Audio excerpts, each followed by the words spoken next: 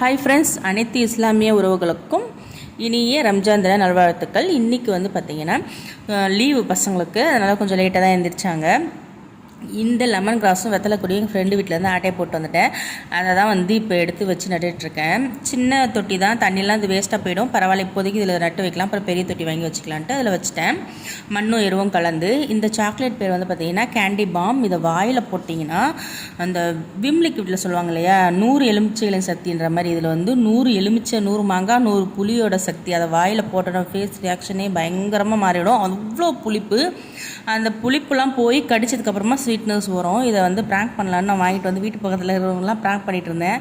Chocolate சாப்பிடுங்க வாயில் போட்டோன்னே எல்லோரும் ரியாக்ஷனையும் பார்த்து ஒரே சிரிப்பு. என் பசங்களுக்கு எங்கள் ஸ்கூல் பக்கத்தில் இந்த சாக்லேட் விற்றுட்டு இருந்தாங்க.